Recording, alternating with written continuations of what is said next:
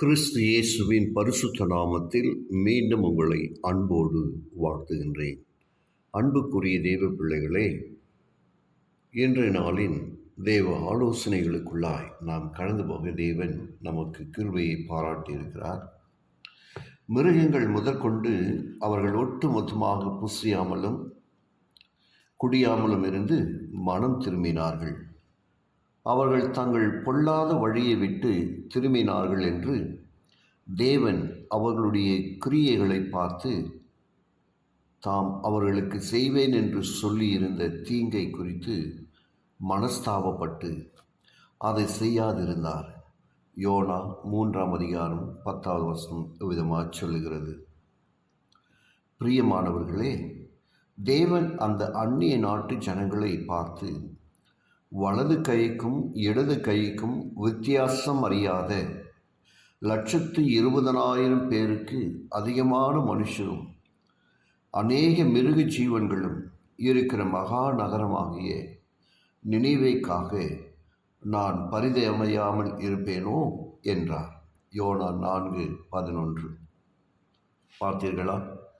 தேவன் பட்சபாதம் இல்லாமல் எல்லாரையும் ரட்சிக்க விரும்புகிறார் என்று இதிலிருந்து நாம் புரிந்து கொள்ளலாம் அல்லவா?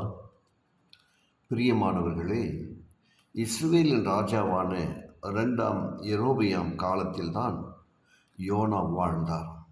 2 ராஜாக்கள் 14:25, யோனா 1:1 இந்த குறிப்புகள் நமக்கு காண்பிக்கிறது. அப்போதுதான் தேவன் யோனாவை நினிவேக்கு அனுப்பினார். அவர்கள் ஒட்டுமொத்தமாக மனம் திரும்பினார்கள். ஆனால் அதிலிருந்து சில வருடங்களில் நினிவே தன் அகந்தையான கர்வத்தினாலும் தேவனை மறந்ததினாலும் சுற்றிலும் இருந்த தேசங்களுக்கு இரையாக இருந்தது.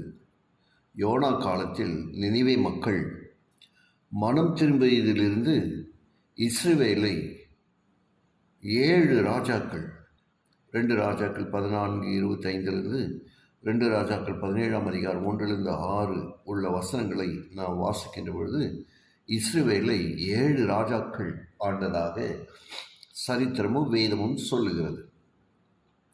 அதிலிருந்து ஏறக்குறைய 70 வருடங்கள் இஸ்ரவேலருக்கு கிருபையாக கொடுத்தார். ஆயினும் அவர்கள் மனம் திரும்பவில்லை. ஆனால் இஸ்ரவேலை இழந்த இந்த நினிவேயினரான அசிரியாவிடம் அடிமையாக ஒப்பு கொடுத்தார். அவர்கள் அசிரியாவுக்கு சிறைப்பட்டு போனார்கள். 2 ராஜாக்கள் 17:6. ஆனால் அடுத்த 8 வருடங்களில் அதே அசிரியர்கள்